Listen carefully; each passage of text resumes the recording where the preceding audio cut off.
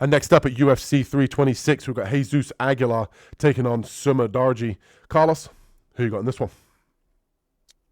I'm going to go with Aguilar in this one. I feel that he loves the pressure, loves to strike, loves to get the takedown, always moving, doesn't just stand in front of his opponent, but can get caught coming in by something. Sumudaerji's got that long right hand, and if he gets caught standing in front of him, darting inside, he can get shot. He can get caught with it. But the thing is, he needs to close the distance. Needs to find a way to do it, and he's going to need to slip on the way in. He's going to have to get his hands up, and he's going to have to chain a few takedowns together, which he does anyway. And he's usually the shorter fighter in most of his fights.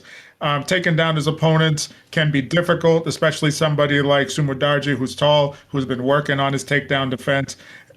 It seems every time you got him up in the air, he's got a limb down and he's getting his base. So it always seems like you're never going to take it. You chain a few together. He may even end up on top of Aguilar in a wild scramble. But from the bottom, I think Aguilar can scramble. He can attack his base, get back to a better position. And once it's on the ground, I think that's, Aguilar's going to get it done. But I just feel that the movement, pressure, and the constant offense is going to give, if it doesn't get stopped, it's going to give Aguilar, he's going to look better in the eyes of the judges. So I think Jesus Aguilar gets a decision in this.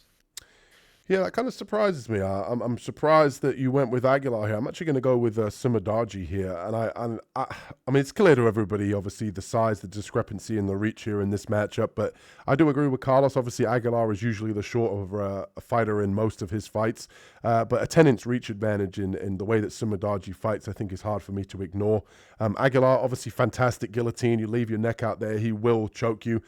Good wrestler, and I think he's got a good, powerful overhand right. But I think that Sumudaerji has shown an improvement in his takedowns, in his wrestling. He's seen that being a hole in his grappling, and he's been away and he's worked on that. And I think we saw that a little bit in his previous fight, in his last two fights to be specific. But I think the height and reach is too much to ignore here. Sumudaerji, obviously, against Kevin Borjas, obviously in that fight he looked good, blasting kicks from range, fighting on the outside, using his long-range weapons, and I think that he can definitely do that against Aguilar here, fighting on the outside and using that range. Mitch Raposo as well, obviously in that fight he was able to defend most of those takedowns, and if this was the Sumudaerji from years prior, year and a half, 2 years ago, I'd probably be picking Aguilar as well. But I think his takedown defense has improved enough. His fight IQ in his previous fights, in terms of his kickboxing, I think is going to be well and truly better than Aguilar's in terms of him being able to poke and prod at range. And I think realistically that Aguilar is going to struggle to get on the inside and really land damaging shots. And I think that he's going to be shooting from a distance here, and he's going to be getting his face jabbed off while getting his legs chewed up. And I just don't really see a way that Aguilar is going to be able to take this fight to the ground. The only way I really see it happening is if in some sort of scramble or some sort of way that Sumudaerji engages in the grappling and leaves his neck out for him to be guillotined. Aguilar is a guy that is live to guillotine anybody, but I'm going to pick Sumudaerji to kind of win a decision here, kind of poking and prodding on the outside, using his long-range weapons, and ultimately keeping this fight standing.